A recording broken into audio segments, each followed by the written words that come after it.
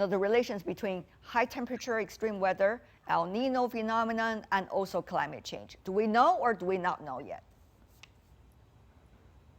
I believe that most of the scientists have concluded that all these extreme weather events, much of that is a result of the long-term climate change. The global warming is going on. The last 3 years, we have experienced quite unusually 3 consecutive years of the La Nina phenomena.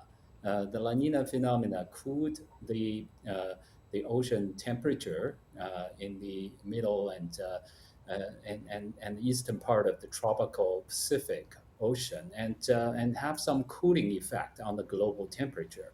But this year we started seeing the change, the transition to quick transition toward El Nino, which is right to the opposite. It will have it usually gonna exacerbate the warming of the climate. So as a result, we this year, much of some of the extreme weathers, which come earlier and more extreme. Is it really about China and the US, or is it about two largest economies, one representing the developed one and one representing the developing one, how they are going to collaborate while at the same time deal with the issues that they are facing in terms of their own categories? Both recognize that the collaboration between China and the U.S. paved the way for the signing of the Paris Agreement, Yes. and now both set their carbon neutrality target and making their own efforts. But in the meantime, of course, there are different views. One is about whether we should still for example, honor this common but differentiated responsibilities, since when it comes to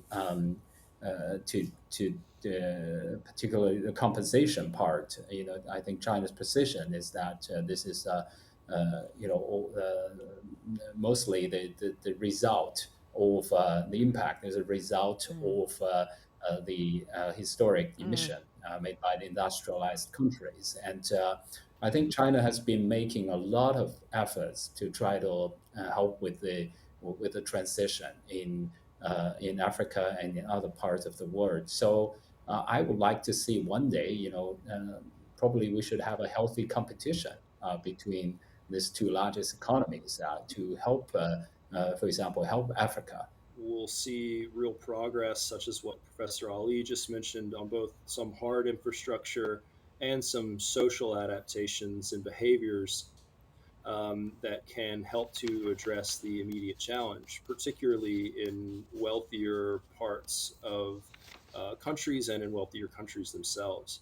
In developing countries, however, there is often a lack of the resources necessary, particularly to build the sorts of physical infrastructure that's needed to keep their citizens safe and thriving. And for that reason, we are seeing growing calls for more resources to be put into different financial pools that can help them build that adaptive infrastructure and those adaptive systems. So funding from places like the Green Climate Fund, from the China-based Asia International Infrastructure Bank, from the Asia Development Bank, et cetera, is increasingly looking for ways in which it can drive both development and adaptation concurrently. There are open questions about how sufficient that funding is and how effective it will ultimately be.